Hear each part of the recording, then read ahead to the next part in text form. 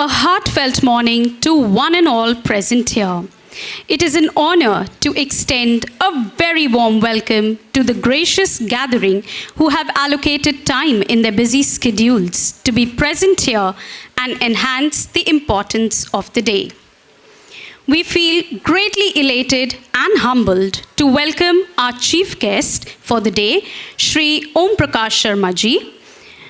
Shri Om Prakash ji is an Indian politician and a distinguished member of the Delhi Legislative Assembly representing the constituency of Vishwasnagar. With a steadfast commitment to public service and a passion for addressing the needs of his constituents, Shri Sharma ji has emerged as a prominent figure in Delhi's political landscape. Known for his unwavering dedication to advocating for the welfare of his constituents, he has been instrumental in driving initiatives aimed at enhancing infrastructure, education, and healthcare facilities in the region. Sir brings a wealth of experience and a strong sense of leadership to his role, embodying the values of integrity, compassion, and inclusivity. As a respected voice in the legislative arena, he continues to work tirelessly towards building a better and a brighter future for the people of Delhi. Recognizing his invaluable contributions to the community and his unwavering commitment to serving the people of Delhi, with great honor and privilege, we welcome Shri Om Prakash Sharma ji as our esteemed chief guest with a huge round of applause. We extend a heartiest welcome to Honorable Patron Sir, Revered Shri Yogdhyan Ahuja ji, whose presence here today fills us with boundless gratitude and honor. Sir has always been like that age-old tree providing respite and shade to all under it. He has always stood firm as the pole star, showing us the right way on our voyage of taking the school to newer heights. We are deeply indebted for the unwavering support and generosity towards the institution. Your dedication and contribution towards the field of education is truly admirable, sir. We deeply thank you for gracing the program with your benign presence. It feels an immense honor to welcome respected Chairman Sir, Mr. Pradyum Ahuja ji, who is a true blend of dynamism and humbleness. The foundation of an educational institution, once planted as a sapling, is now growing as a large tree under Sir's leadership and prudent guidance. Sir stands to be a beacon of inspiration and guidance to the entire school community. Your support empowers us to strive for greatness each day. It is truly an enriching experience to work under such a versatile personality. Thank you, sir, for enhancing the importance of the occasion with your gracious presence. I even send out the heartiest of welcome to Honorable Director Madam, Mrs. Megha Ahuja ji, who has been a lady of substance, kind-hearted, benevolent, and an extremely proactive member of the society. To see her work with the never say die spirit is truly enlightening. She accepts challenges and works constructively to achieve highly set goals that most don't even have on their minds. We feel honored to have you here among us, ma'am. I take great pleasure in welcoming the other dignitaries for the day, all the in charges of the primary wing, Mrs. Shivani Narula ji, Mrs. Aarti Nigam ji, and Mrs. Praneet Kaur Sahani ji. No endeavor is said to be complete without the benediction of the Almighty and without our soulful effort. And to make our dedicated effort more purposeful, we evoke the blessings of the Almighty by lighting the propitious lamp. So may I now request everyone to rise up for the lamp lighting ceremony to be done by the respected dignitaries.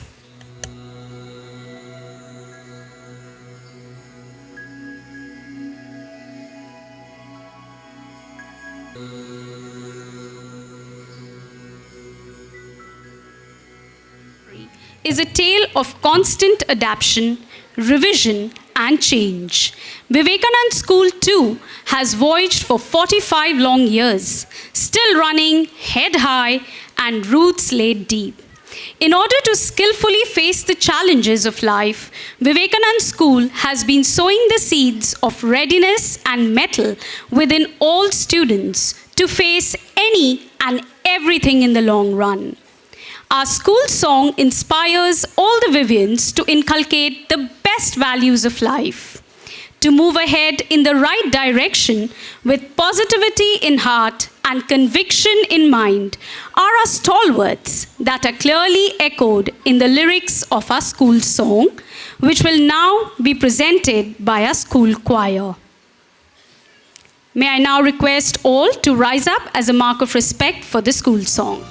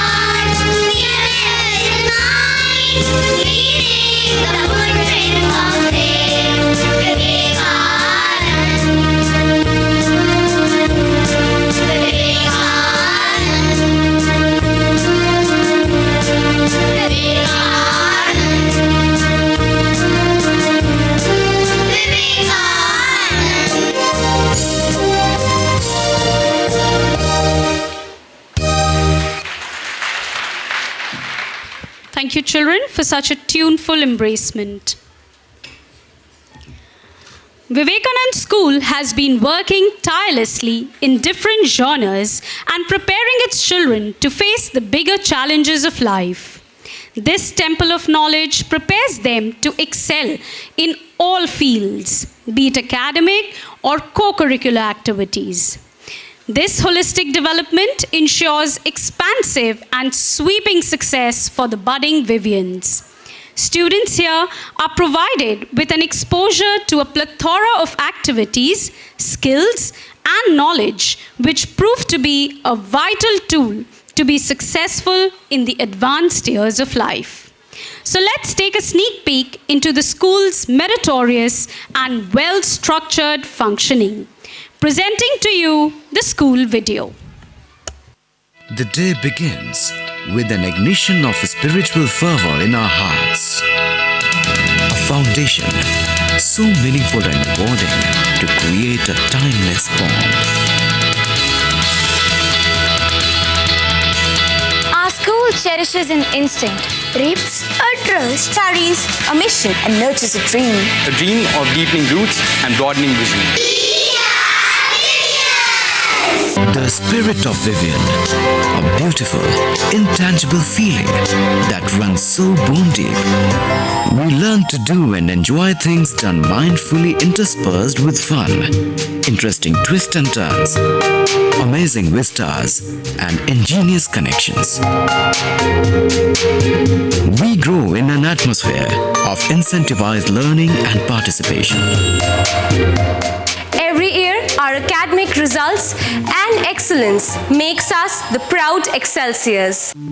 We see, we remember, we do, we understand. The labs are playground of simulation of ideas and knowledge, where we learn and engage, analyze and think.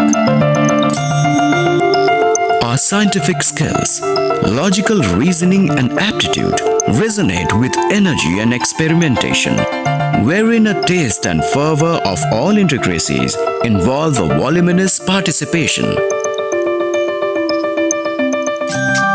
We strive to focus our energies in an explorative way and get involved to pose questions, examine possibilities, and challenge ourselves to find solutions. Freedom of thinking, freedom of working with perseverance and tenacity. We are encouraged in the culture of conversation and questioning. We redefine the educational paradigm from one that focuses on replication of information to a process that reflects the ability to think.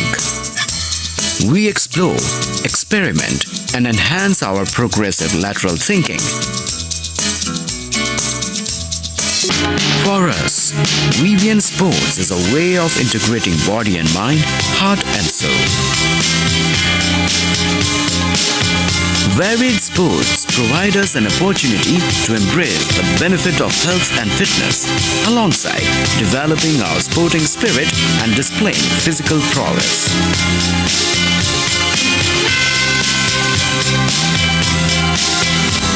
A wonderful learning experience is inclusive of sports activities which add all its finesse and rejuvenation in its masterful form. We play, we learn, we explore, we discover. Sports activities integrate agility and adaptability, trust and teamwork, a sense of disciplinary standards, and cherish the values of fair play and independent thinking. Our strength, agility, equilibrium, and balance find a manifestation in sports. Here, our abilities and talents are encouraged and enhanced. There are opportunities to excel in all spheres of life by exploring every facet of our personality. A plethora of activities synchronize our holistic growth, creativity, life skills, and happiness quotient. And joy that goes beyond classroom teaching. The kaleidoscopic gallery of activities aim to explore every sphere of life, thereby making us discover our own selves and our inherent talent that lies within us. Keep moving forward in a dynamic way to cultivate our social and cultural skills aesthetically.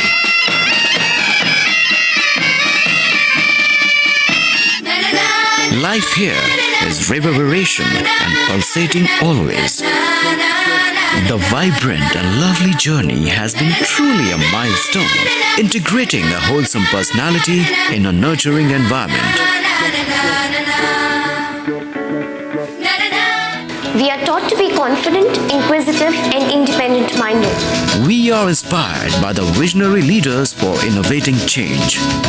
We are the change makers and leaders of tomorrow.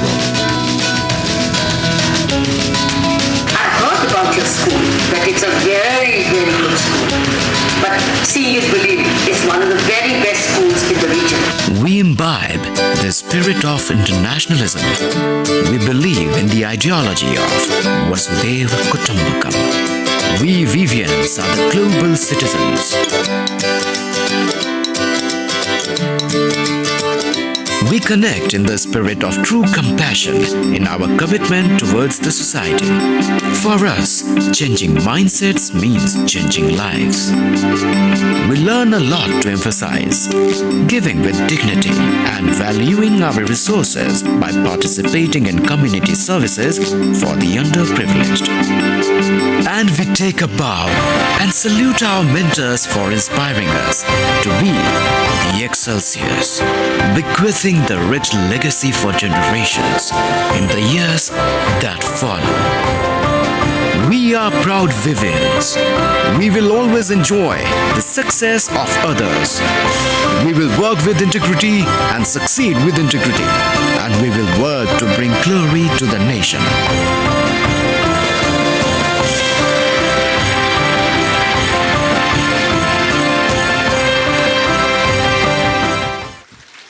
The school video is indeed a true representation of the undaunted effort put in towards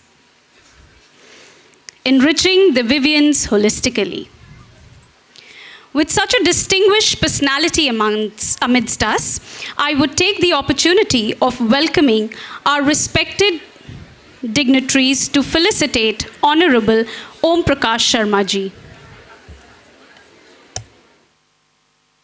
I request respected Director Madam to felicitate Mr. Sharma ji with a planter as a mark of respect and gratitude.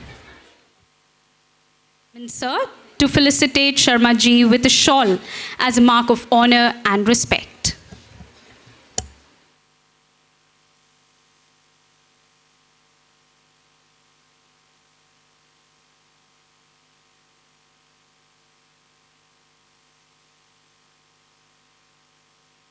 May I now request Revered Patron Sir to present a memento to our chief guest as a mark of good luck.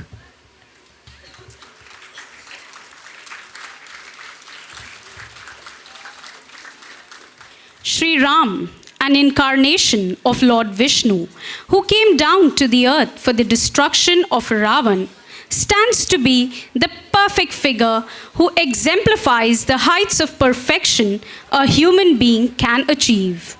He is considered to be the preserver and upholder of dharma, the embodiment of virtuousness, and is often viewed as a supreme being rather than an avatar.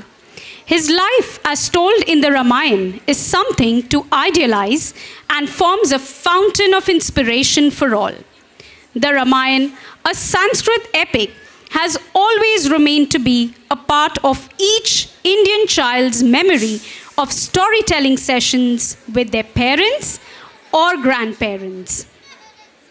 A true example of the rich tapestry of Indian mythology, it stands to be an epic adventure filled with trials, triumphs, and ultimate sacrifice, which clearly depicts the righteousness prevails and virtue triumphs over evil.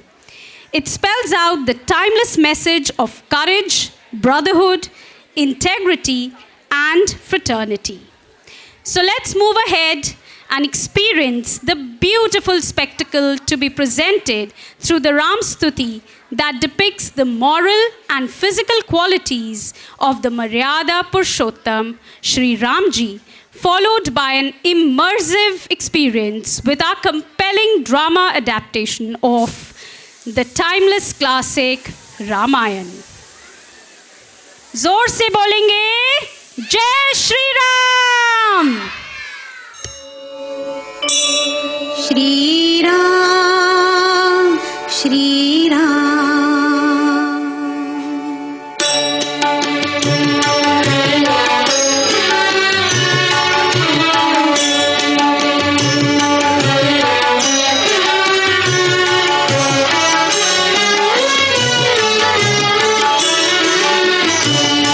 Shri Ramchandra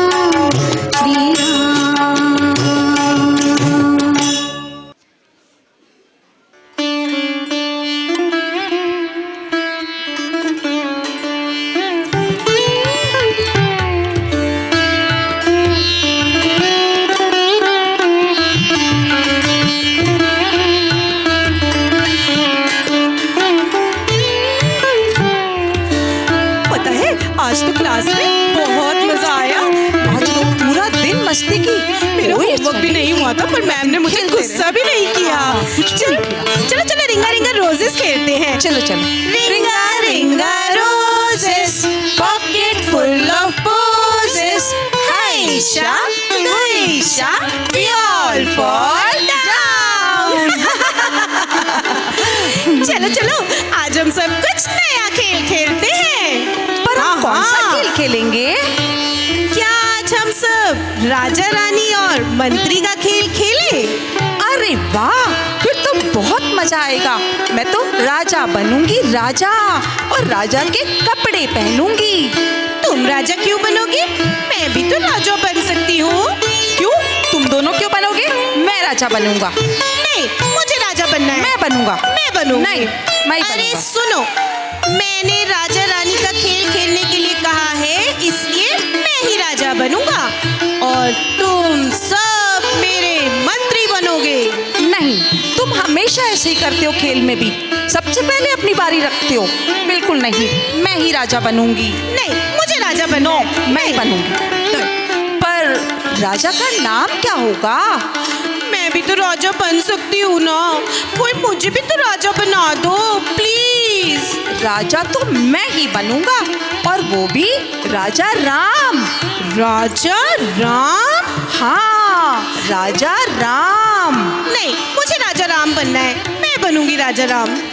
अरे क्या हुआ बच्चों, क्या हुआ? झगड़ा क्यों कर रहे हो? नमस्ते दादाजी। नमस्ते दादी जी।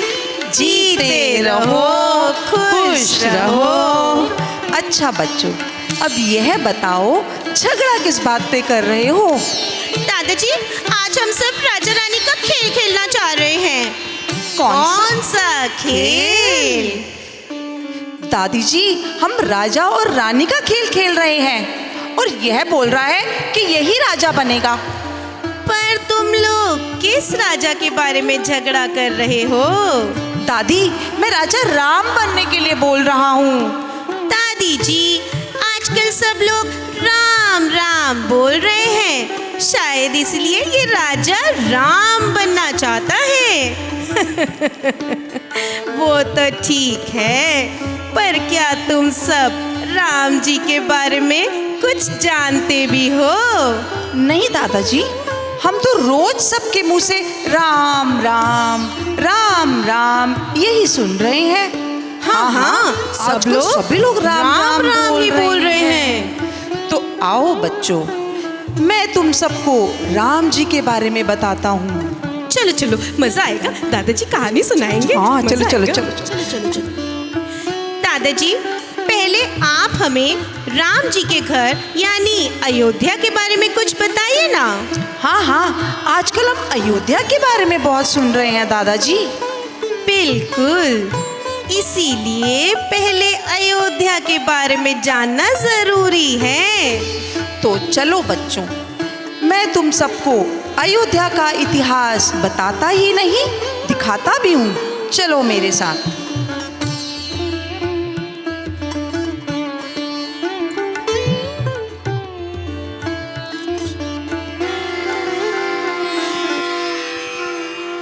अयोध्या भारत के उत्तर प्रदेश राज्य का एक अति प्राचीन और धार्मिक नगर है।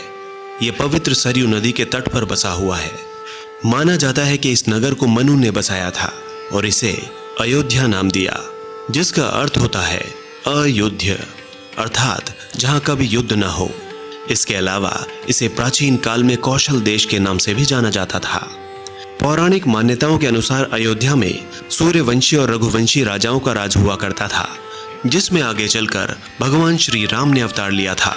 वेदों में अयोध्या को ईश्वर का नगर बताया गया है और इसकी संपन्नता की तुलना स्वर्ग से की गई है। कई शताब्दी तक यह नगर सूर्यवंशी राजाओं की राजधानी रहा।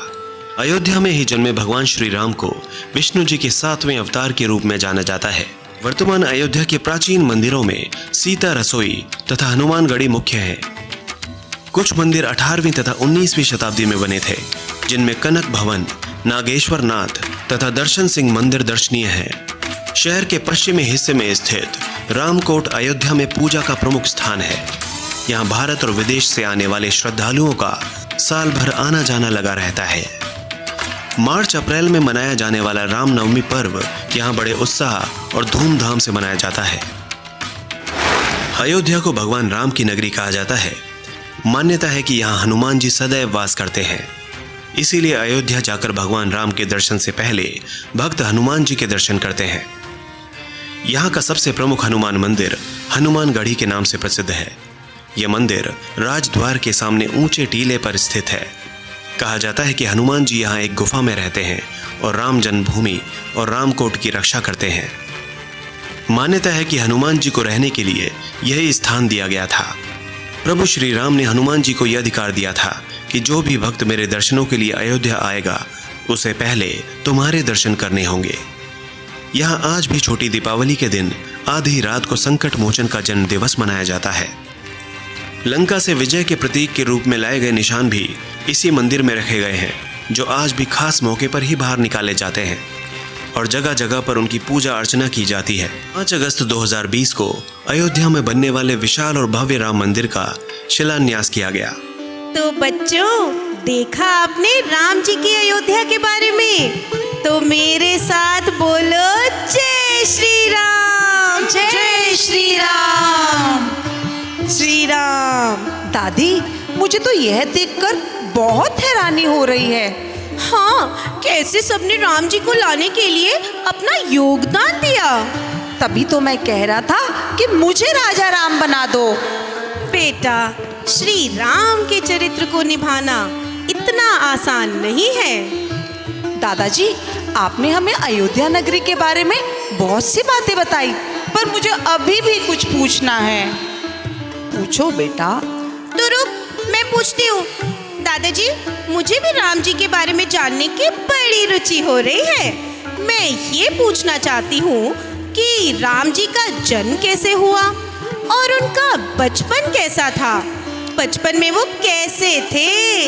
हमारी तरह तो बिल्कुल नहीं होंगे वो चारवी।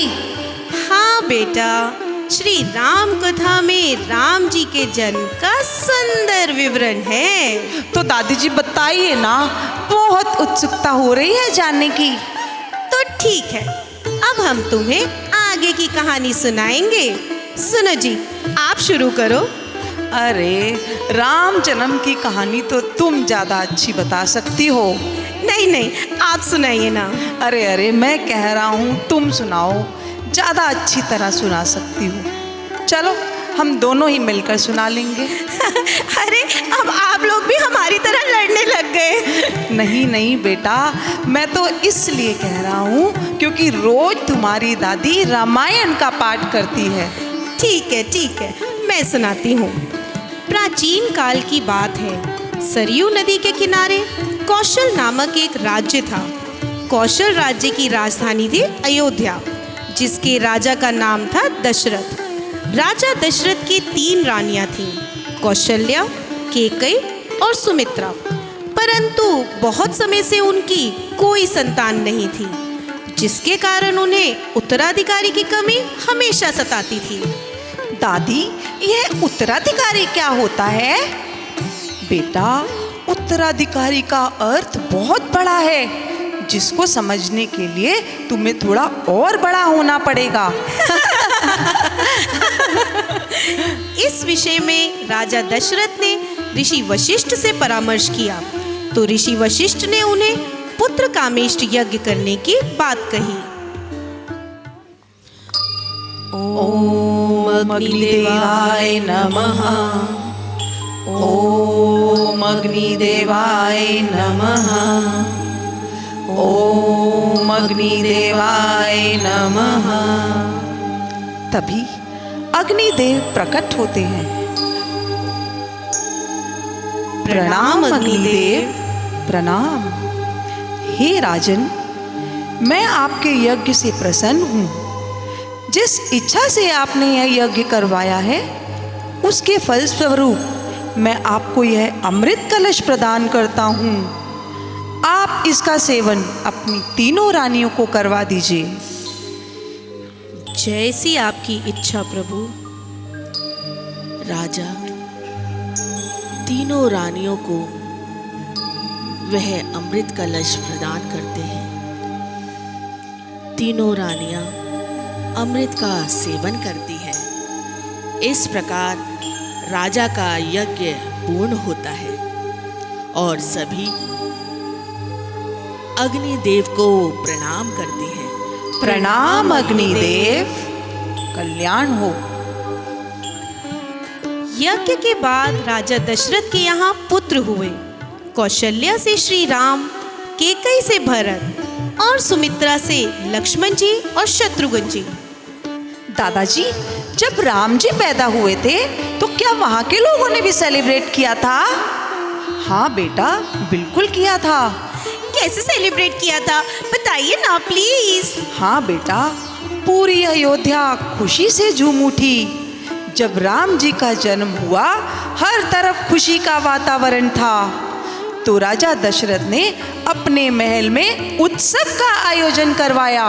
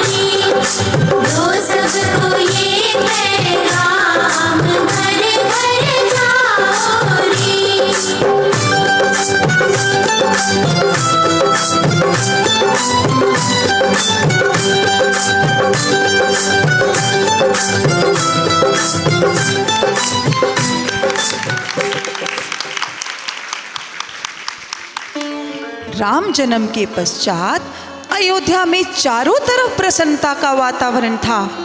अयोध्यावासी राम, लक्ष्मण, भरत, शत्रुघ्न की बाल लीलाओं को देखकर भाव विभोर हो रहे थे। अब श्री राम व समस्त भाई 15 से 16 वर्ष के हो चुके थे।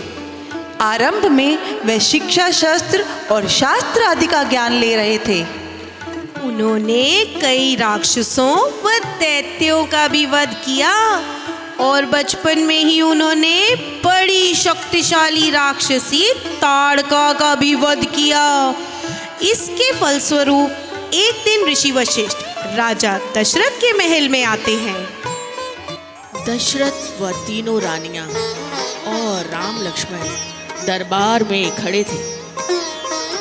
तभी वहां मुनि वशिष्ठ का आना होता है। सब उन्हें प्रणाम करते हैं। प्रणाम मुनिवर, कल्याण हो। कहिए मुनिवर, कैसे आना हुआ? सब कुशल से तो है?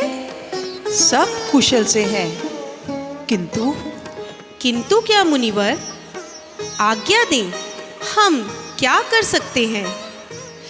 मैं आपसे आपके पुत्र राम और लक्ष्मण को मेरे साथ जंगल ले जाने की आज्ञा लेने आया हूँ। जैसी आपकी आज्ञा, किंतु मेरे पुत्रों को ले जाने का कारण जान सकता हूँ? अवश्य। हे राजन, हमारे आश्रम व उसके आसपास राक्षसों और दैत्यों का आतंक है। वह हमारे राज्य में विघ्न डालते हैं। इसी कारण मैं आपसे मदद मांगने आया हूँ। जैसी आपकी इच्छा प्रभु, आप उचित समझते हैं। पुत्रों,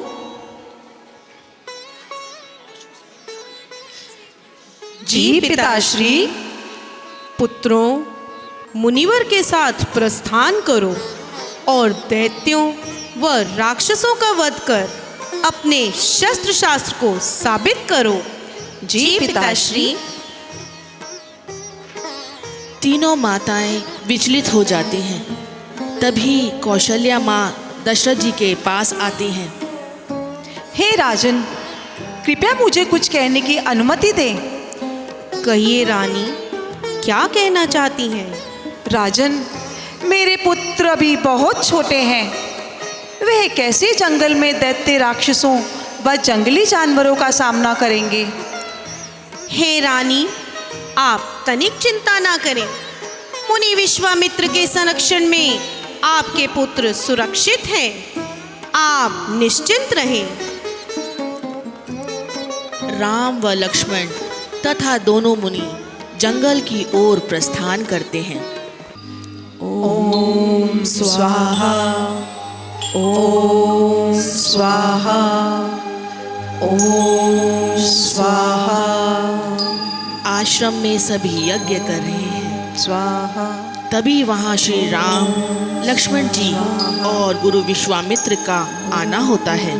स्वाहा। वन वन घूमते हुए गुरु विश्वामित्र श्री राम और लक्ष्मण को आश्रम की ओर ले जाते हैं और उनको निरीक्षण कराते हैं।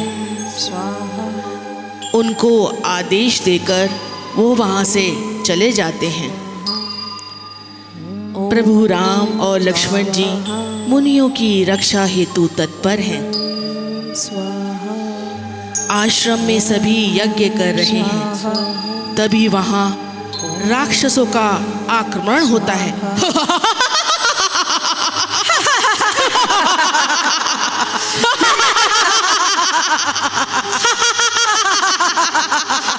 वहीं रुक जाओ।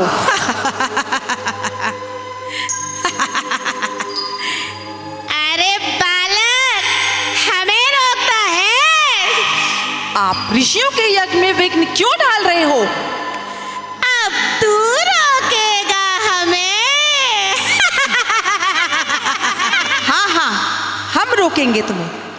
अंतिम बार बोल रहे हैं, चुपचाप चले जाओ। अरे क्यों बहस कर रहे हो? पहले इनका ही भक्षण करते हैं, इनको ही मार कर खाते हैं। इस प्रकार भयानक युद्ध शुरू होता है।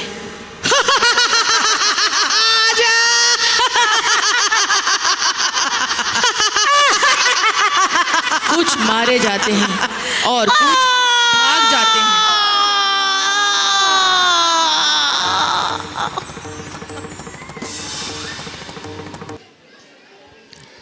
युद्ध के पश्चात मुनियों का राजकुमार के पास आना होता है। उत्तम, अति उत्तम। हे राम, मैं आपका धन्यवाद करता हूँ। प्रभु, इन सब की एक अति बलशाली गुरु है जिसका नाम ताड़का है। जब तक उसका वध नहीं होगा, ये समाप्त नहीं होंगे। प्रभु, आप इनका वध कर हमारी रक्षा करें। गुरु विश्वामित्र वहाँ आते हैं। सभी उनको प्रणाम करते हैं। प्रणाम मुनिवर। कल्याण हो। राम, तुमने इस आश्रम की समस्या तो हल कर दी, किंतु अभी एक कार्य और बाकी है। ताड़का नाम की राक्षसी, जिसका पुत्र अपने मित्रों के साथ सभी के यज्ञ में विघ्न डालता है, सबसे पहले तुम्हें ताड़का का वध करना होगा। तो आज्ञा दीजिए मुनिवर, हम ताड़का की खोज में जाते हैं। सही कहा भाई लक्ष्मण, पहले हमें उसका ही वध करना होगा। पुत्रों, वह बहुत भयानक राक्षसी है, जरा संभलना। जी मुनिवर।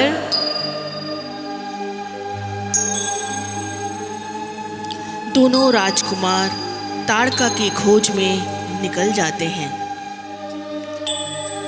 अब श्री राम और लक्ष्मण ताड़का के क्षेत्र में पहुंचते हैं और श्री राम और लक्ष्मण का राक्षसों का वध करने की तैयारी करते हैं। अचानक किसी के चिल्लाने की आवाज आती है, रक्षा करो, मेरी रक्षा करो। राम और लक्ष्मण उसी ओर चल देते हैं और उनका सामना होता है दुष्ट ताड़का से।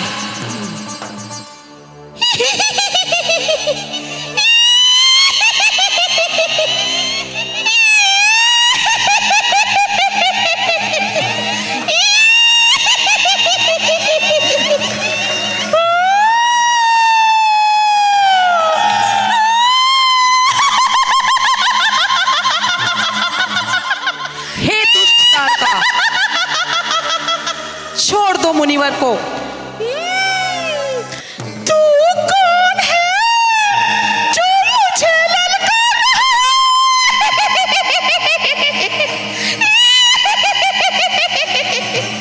मैं दशरथ पुत्र राम, गुरु विश्वामित्र का शिष्य हूँ। छोड़ दो मुनिवर को। ताड़का मुनिवर को छोड़कर राम के समीप जाती है।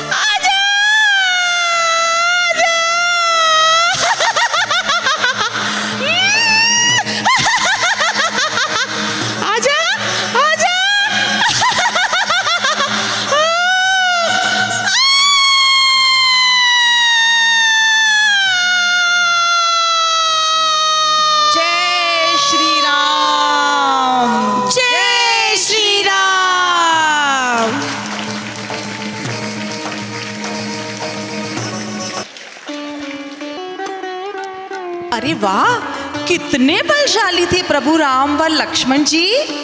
कितनी भयानक होगी ना वे राक्षसी ताड़का। जैसे तुम लड़की होकर भी तो किसी। क्या कहना चाह रहे हो? अरे अरे कुछ नहीं कुछ नहीं कुछ नहीं। अरे भाई, अभी भी लड़ाई कर रहे हो? दादाजी, एक बात बताइए, राम जी, लक्ष्मण जी, भरत जी और शत्रुघ्न जी चारों भाई थे ना? हाँ बेटा, वे चारों भाई ही थे। तो क्या मैं कुछ पूछ सकती हूँ? मैं समझ गई आराध्या, तुम क्या पूछना चाहती हो। दादाजी ये पूछना चाह रही है, जैसे हम लोग छोटी छोटी बातों में आपस में लड़ते हैं, तो क्या वे चारों भाई भी आपस में लड़ते थे? बिल्कुल नहीं, वे तो आपस में बहुत मिलजुल कर रहते थे और एक दूसरे का सम्मान करते थे। दादी, अब हमें आगे की कहानी भी सुनाइए ना। जरूर। बचपन में श्री राम ने कई राक्षसों का वध किया। अब वे चारों भाई बड़े हो चुके थे, तो अब श्री राम के विवाह का समय था। विवाह मतलब शादी? अरे वाह! सीता माता मिथिला राज्य के राजा जनक की पुत्री थी। वह भी बड़ी हो चुकी थी, तो राजा जनक ने सीता स्वयंवर का आयोजन किया। स्वयंवर? ये क्या होता है? स्वयंवर का मतलब है विवाह यानी शादी। राजा जनक ने स्वयंवर का आयोजन किया, जिसमें बहुत से देश के राजाओं को निमंत्रण था, यानी इनविटेशन। लेकिन एक शर्त थी।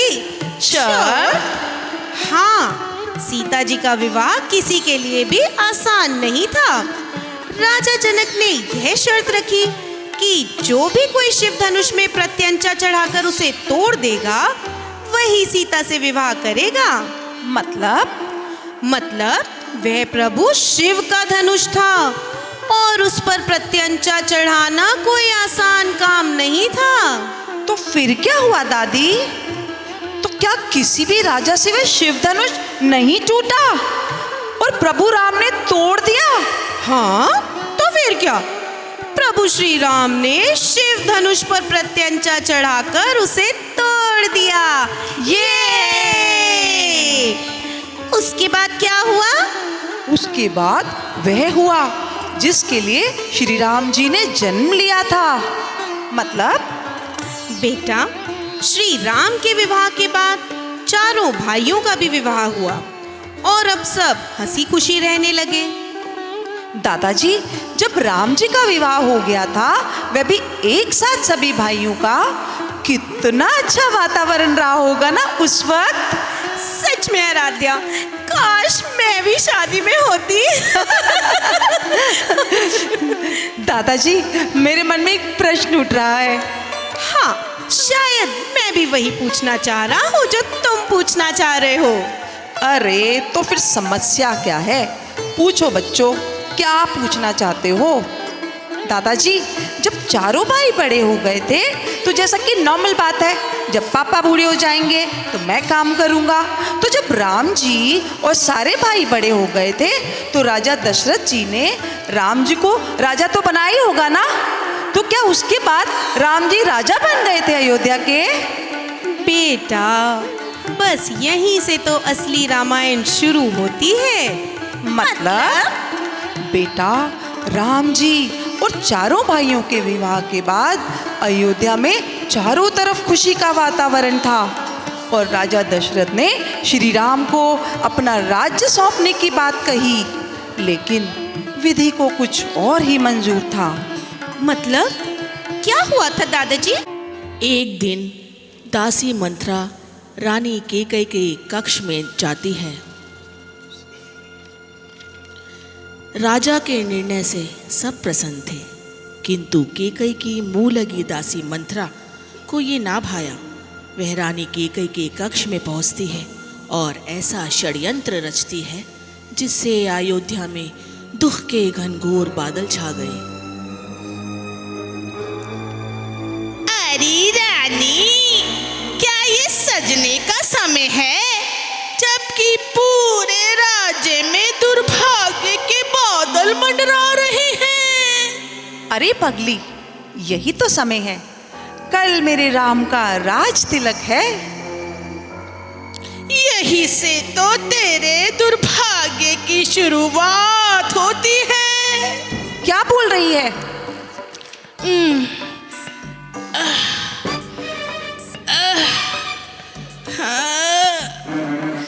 तो ये बता, राजा ने तेरे भरत को अयोध्या के बाहर क्यों भेजा, जबकि ऐसा शुभ कार्य होने वाला है? चुप हो जा मंथरा, राजा जी के बारे में तू क्या बोल रही है? अरे मेरी रानी, तुम बहुत सीधी हो। कौशल्या बहुत चालाक है। उसने ही राजा जी को कहा होगा कि भरत को राज्य के बाहर भेज दो। पर क्यों? क्योंकि वे चलती है कि तुम राजा की सबसे प्रिय रानी हो और और कहीं तुम भरत को राजा। चुप हो जा मंत्रा, क्या बोल रही है? किंतु अब मैं क्या करूं? सब कुछ छोड़ दे और अपनी चहेती प्यारी मंत्रा पर विश्वास कर और जो मैं कहूं वो ही कर। ठीक है, तू ही मेरी हितैषी है, जैसा तू कहेगी मैं वैसा ही करूंगी। मेरी प्यारी रानी, चलो अब मैं चलती हूँ, मेरा काम तो हो गया। केकई अपने आभूषण उतारकर गोप भवन चली जाती है।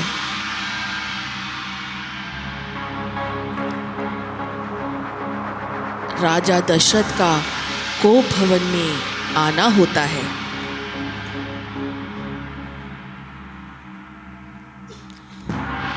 क्या हुआ रानी, ये क्या हाल बना रखा है? कल इतना शुभ दिन है और ये तुमने क्या हाल बनाकर रखा है? आप तो बस राज तिलक की तैयारी करें, मेरी तो कोई चिंता है ही नहीं आपको। ऐसा क्यों बोल रही हो रानी? तुम तो मेरी सबसे प्रिय रानी हो। कहो क्या चाहती हो, मैं क्या कर सकता हूँ तुम्हारे लिए? हे राजन, क्या आपको याद है कुछ वर्ष पूर्व आप युद्ध में घायल हो गए थे? तब मैंने ही आपके प्राण बचाए थे और उस समय आपने मुझे 2 वचन दिए थे।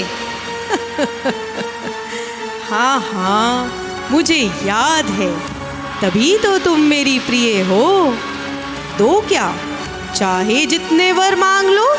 नहीं नहीं, ज्यादा अधिक नहीं, बस आप मुझे वह 2 ही वचन दे दीजिए। बोलो रानी। पहला, राम के स्थान पर मेरे भरत को राज तिलक। क्या? नहीं। और दूसरा, राम को 14 वर्ष का वनवास। नहीं। अरे कलंकिनी, निर्दयी, मुझसे मेरे प्राण मांग लेती, मैं ये तुझे नहीं दे सकता। तो ठीक है, संसार को कहने दीजिए कि सूर्यवंशी अपने वचनों को पूरा नहीं करते। जा, दूर हो जा मेरी आंखों से।